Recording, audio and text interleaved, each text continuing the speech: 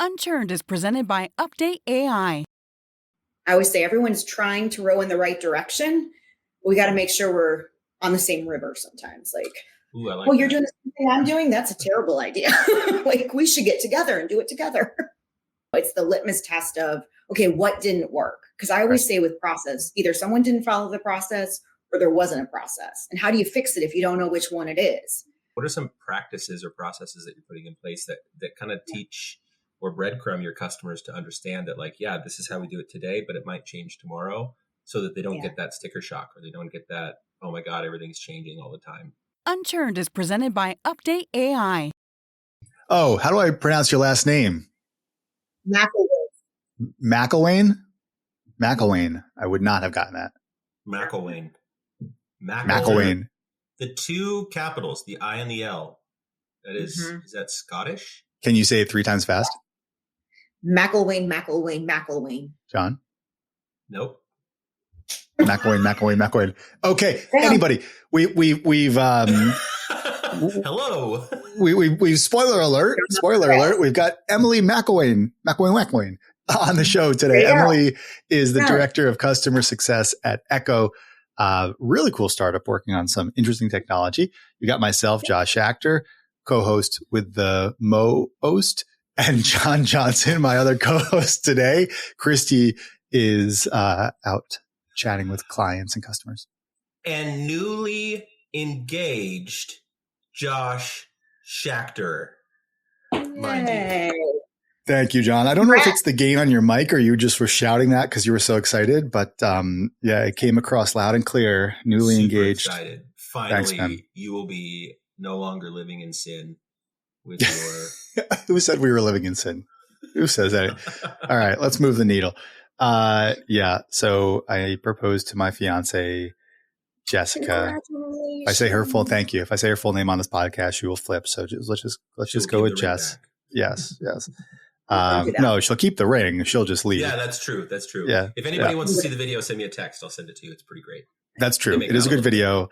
And we not really, but but she just kind of goes into hysterics. And I wanted to put a LinkedIn. I had this whole great thing about how I was going to boomerang an animated GIF with her in hysterics and have a nice little meme around customer. Like, this is the feeling you get when that customer, the customer you love the most renews, forever. And but I can't do it. I've got to now keep her happy. Okay. Anyways, thank you, Emily, for being on the show today. Why don't we start out by just, if you could introduce us to Echo and talk about some of the cool technology that you guys are building.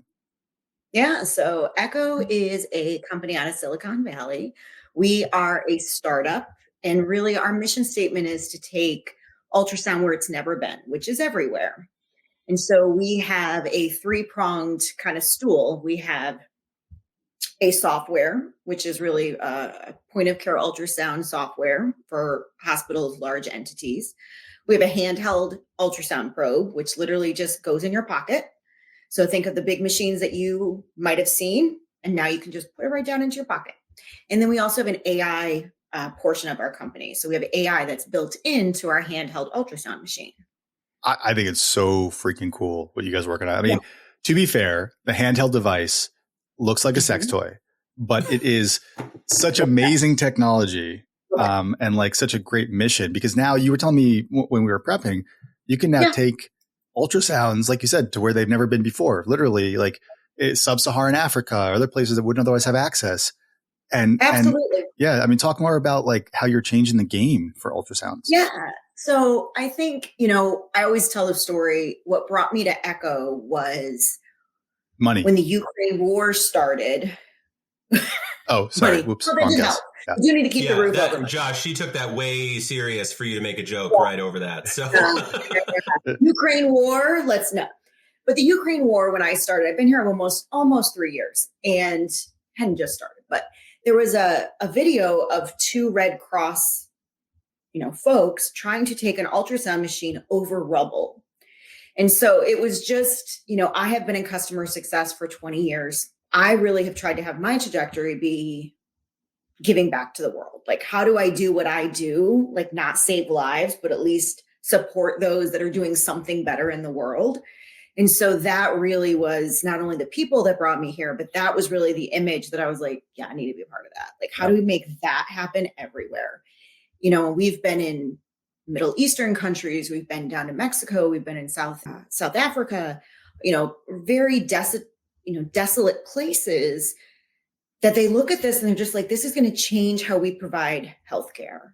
And so, yes, there's big hospitals here in the US that use it. And, you know, there's a space there. But I think where I get really excited is about how we're, you know, partnering with our distributors and partners kind of around the world. Yeah, super cool. And we're going to talk more about AI because I want to hear how you're like, you have an opportunity here with these portable devices to really, and all this data, I mean, because what are ultrasounds if not just data to really have some cool use cases around artificial intelligence. John, did you have a question? No? Cool. All no, right. I did not. I like love it. You asked the question that I wanted to ask. So cool. All right. So tell us a little bit about like the org. You told us about the product, the business, but tell us a little bit about the org, and then we can talk a little bit about your role as director of customer success. Yeah. So our org is, you know, we came out of Silicon Valley. We started in someone's, you know, side. I wouldn't want to say a garage. It was a little nicer than a garage, but it was, you know, similar. And really came from a lot of a place where people had made a lot of things and sold them. And so there was this group of people who really wanted to think about how we change healthcare. And really, it wasn't necessarily ultrasound. It was just, how do we change healthcare? What is the gap?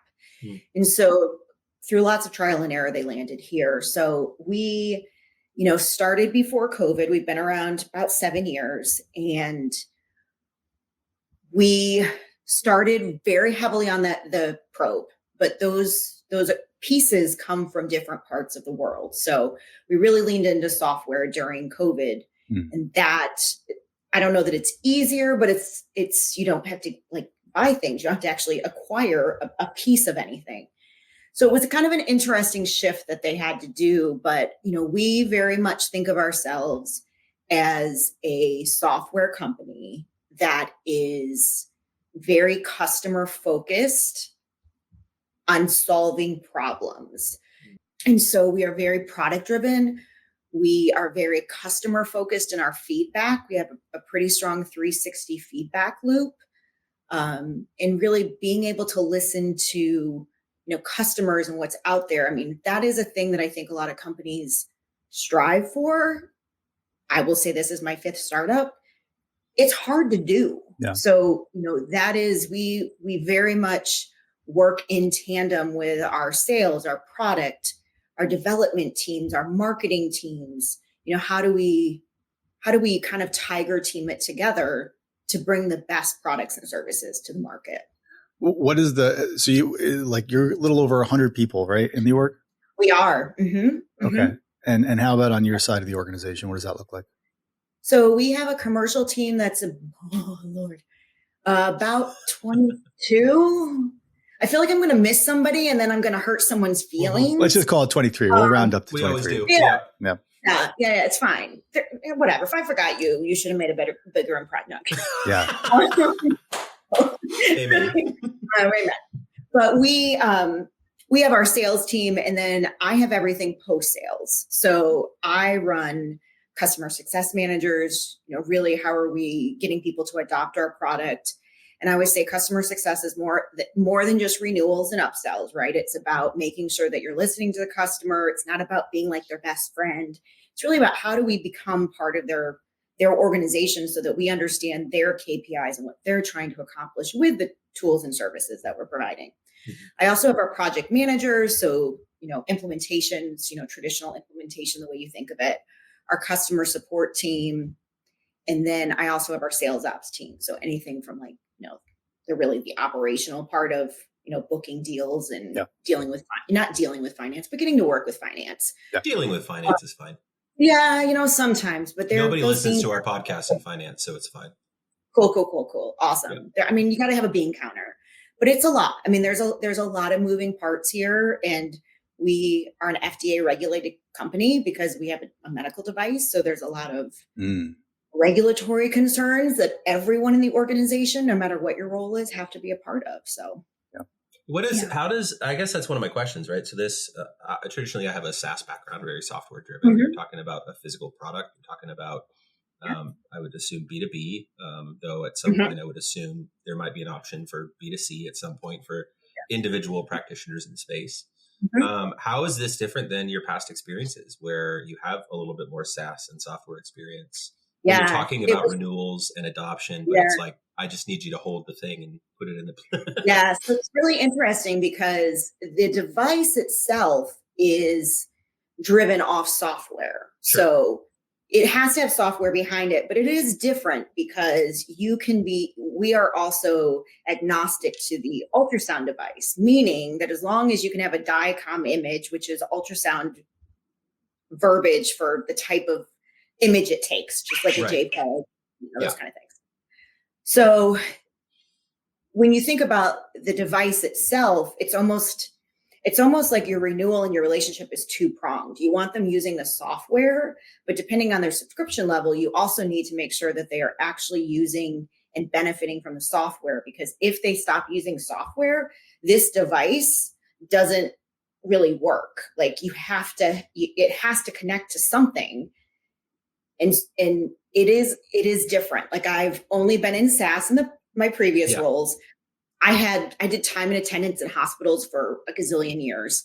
So we had time clocks, but like those are not very complicated. I mean, it's a time clock. Punch in. Yeah, I mean, it is what it is. So this has been really interesting because you have end users who are like, we have an e-commerce site. So we do have the B2C, and those folks are very focused on the device, right? Like they want to be able to put a probe down, understand how to use it, no matter what their education looks like, right? Because if you're in maybe a northeastern big hospital, that's different than being in the middle of Indiana. Neither is worse or better. It's just a different experience, and you have maybe less resources where you are if you're in the middle of the country. So those end users really care about that device. But then we have larger hospitals, distributors who really want to make sure that the software is getting an ROI for their entities, that their physicians are still happy with the device, because if the physicians aren't happy with the device and the software, then they have to go find a new solution. And we all know, if you've been in SaaS for any part of time, undoing that, no matter what the product is a nightmare, right? Like I don't want to have to go create I have SaaS products too of how we run this business. I try very hard to pick good ones so that we don't have to go unseat them in a year or two. How much is the device?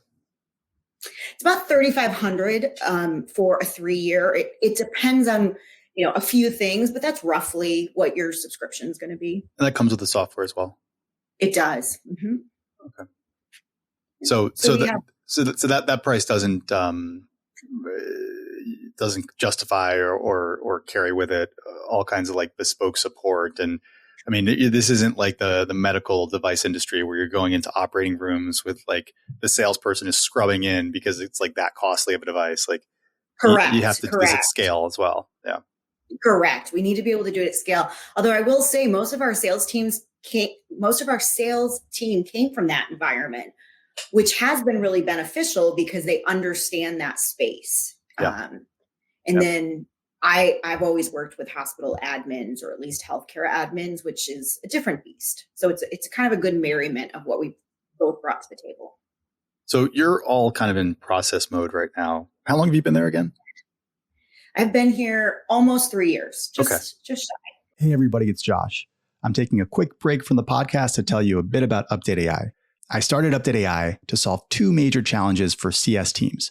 The first is that we save CSMs 4 to 5 hours per week with our productivity through AI. Secondly, we give leaders a window into all the conversations across each account and the entire portfolio. So we help knowledge transfer, we help increase the coverage model of your CS teams, and we help you detect emerging patterns in what your customers are telling your CSMs across all the risks, product feedback, advocacy moments, and expansion opportunities. So come check us out at www.updateai. It's completely free to sign up and trial. Okay. So, and you guys are growing. So you're in process mode right now, process building mode. Very much. repeatable process building mode. How is that going? Where are you in that journey? Where do you want to be? Well, I always say process is an open book, right? Like you're never really done. I think at this point we are at a point where, when I always say, did you write it down? Like, did we write that down? We just had a problem the other day. It was more of a challenge, right? It's like, well, we never anticipated this. We need a process for it. And so now we have to go write the process. And somebody, questioned whether or not it was right or wrong. I said, I don't, right now, this is what's right. We can always iterate off of it later, but at least we can test. It's the litmus test of, okay, what didn't work? Because I always say with process, either someone didn't follow the process or there wasn't a process. And how do you fix it if you don't know which one it is? I would really like our process to be more automated. That is my big challenge right now, is how do we share that process so everyone knows where we are? So for instance, in an implementation, how do we make it as easy as possible for the salesperson who sold it to see where they are in the implementation without getting a manual email? How do we automate more things to the customer? Like, they've provided this, how do we send it back to them because the next step is ready? And yeah, there's lots of software that does that, but you still have to build it. I mean, that's still, and you have to know what is the right order, because we do an after action review after every large implementation. And we always pretty much change something after that. Like, what worked, what didn't, what do we want to try different? What do we want to A/B test? So it's like changing not too much so you don't know what affected it. It's like, I don't know, it was better, but we don't actually know which part of it was. But, staying with a process so your team doesn't feel like, oh my God, there's always change, right? It's just like, I don't even know where the goalpost is because you keep changing the process. So, there's that mixture too of making sure that you're taking care of your internal customer, your employees, and doing what's best for the customer. What's the biggest need for process improvement? You mentioned two cases there, right? Like the sales knowing how implementation is going, and then communications back to the customer. Yeah. Where's the biggest gap or the biggest desire? I think the biggest, it's just like, my list is always big, right? I'm always about how do we get better even when I feel like we're doing, quote unquote, great. I think it's really that if we can automate more things, if we can really get more communication out to the right individuals that don't require me, not that I mind picking up a phone or sending an email, right? But we're all very busy. And no one's emptying budget to provide more people. That's not a thing that any business is doing. And so it's, how do we really make sure that we're continuing to work as a team? And sometimes we do need to look up and just kind of say, we've not done a great job communicating. We need to build a little bit. We kind of need help with it, to be quite frank. Like, how do we build that process so that we can be as good as we really want to be? But that's the biggest thing. How are we making sure that we're communicating with customers so that we're setting their expectation? No news isn't good news. Customers want to know what's happening. And you mean what? So let's dig into that a little bit. You're talking about like product, new feature releases, or what are you talking about exactly? Yeah, it could be a new feature release, or customer A is giving us their packet. We have our implementations in sections, right? So they've given us section A back. We've gotten it. This is where we are. We've now done this with it, and it's time for you to do section B, for example. And we don't actually call them section A, B, and C, but for this purpose, I'm calling them that. I think, sometimes customers, it's just like, well, I sent it to you. What can I expect back? And sometimes I find that teams are so busy doing that they forget, I should have just sent a really quick email, like received, and you will hear from me by Friday. Yeah. It's not even like I'll have everything done on Friday, but my next update will be Friday, and it comes everyone. And I think overall, people who want to do a great job, which I think ultimately most of us do, no matter where we work, that is the part that we just get it. And we're like, we got to go move. We kind of forget about that piece of the housekeeping. Like, they're kind of over there going, did you get it? Did I give you everything you needed? Did it look good? Was it the format you wanted? Is there anything missing? So I think that's the biggest piece, because we just get, there are questions about, well, did they send it? Did you get back to them? Where's this? Where's that? I always say everyone's trying to row in the right direction.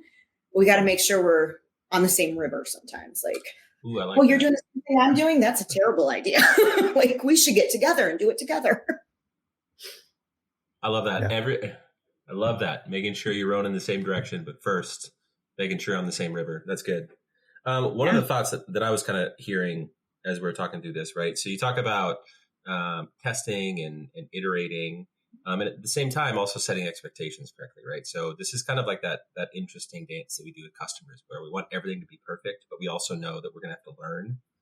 How are you working through this? You've got a small team, so I feel like that your hands are really in the weeds here. How are you? What are some practices or processes that you're putting in place that kind of teach or breadcrumb your customers to understand that, like, yeah, this is how we do it today, but it might change tomorrow, so that they don't get that sticker shock, or they don't get that, oh my God, everything's changing all the time chaos?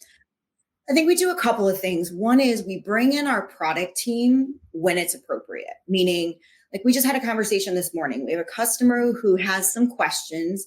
We understand their ask. We believe that we've communicated that appropriately, but we've asked them to join our customer call because, one, we've never done one of the things. Mm-hmm. And two, we want to make sure that because we really do, but we want to make sure our customer knows we internally are aligned. So if you have some technical questions, I've got the technical expert on the phone here. And even if we never have to utilize that person, it's a matter of they got my back. Like, they've engaged the right people. The people that they've told me they've talked to are not make believe. They're really on this call. I think the other thing that we try to do, and I actually think we've gotten really good at this, is when we are in the middle of planning something, like we're going to change something, like the product used to do this, and now a lot of people have asked for it to do additional things. We'll actually go out to the customers who have asked for that and show them the beta version. Like, this is kind of our mock-ups. This is what it looks like. Give us your feedback. So they get a chance to give us feedback before they get it in their hands. So small things like, why did you put the log out button on the bottom left? It should be in the upper right-hand corner. Like, no one looks there. So I think sometimes that's, really working with people who are asking for things.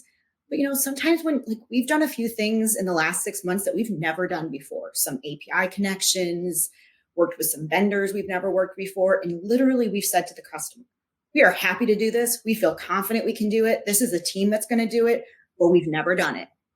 So we're going to need additional resources from you. You can expect that things may take a little bit longer. But we're going to have this is what the touch base is going to be. You will hear from us at least once a week, or we will at least have a weekly meeting. So it's, sometimes just that's pre-sale or post-sale. We do it both. So we've had situations where we've had a sale and then something came up and it was like, oh, we never even knew to ask that question during the sales process. So that's a new thing. But then we just really did have to partner with a salesperson. We brought them back in and said, really, I just want you there as support, right? Yeah. But it's really about just saying, sure, I've done the due diligence. We feel really confident about it. But just so full honesty, you're the first one ever doing it. No. We're really excited about it. But honesty goes a long way. People are very kind about it. They're just like, thank you for not over-promising. Like, we'd rather you tell us that than be like, this is not going to be a problem. And then it sort of doesn't go as well as they expected. Yeah. I make my vendors pay when they overpromise. You do not, John. You do not want to be an overpromising vendor of UpdateAI. I will heed your warning.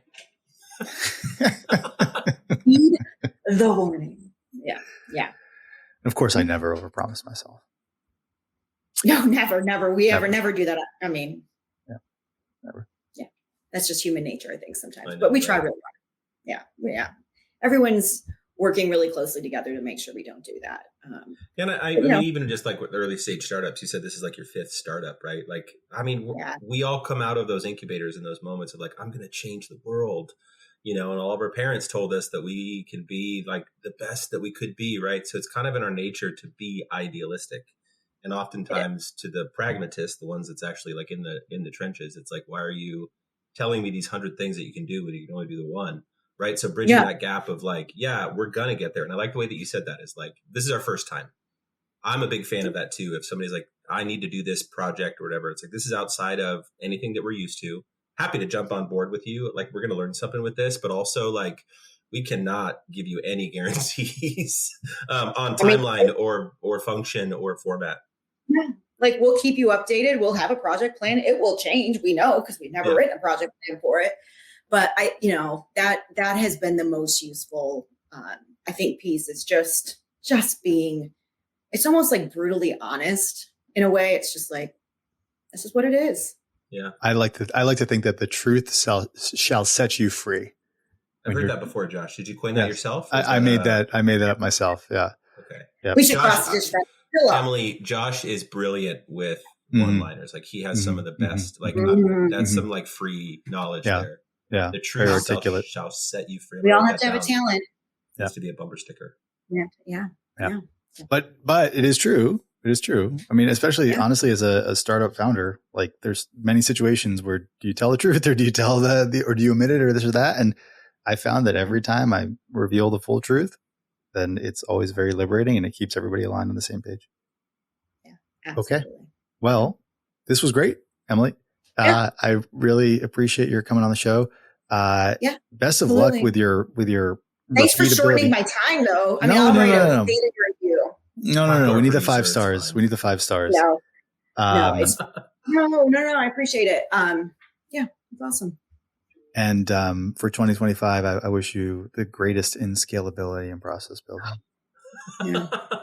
We're building goals right now. It makes me want to like either drink or jump off of a cliff. I can't decide which one. Do it together. They help. That's it. Oh my God. It's painful. But go get on your welcome email or welcome call or whatever. You got to get it automated. More important than me. It was lovely to meet you, John. And Josh, well, nice to meet you again. Thanks, everybody. Absolutely. Have a great day. Bye.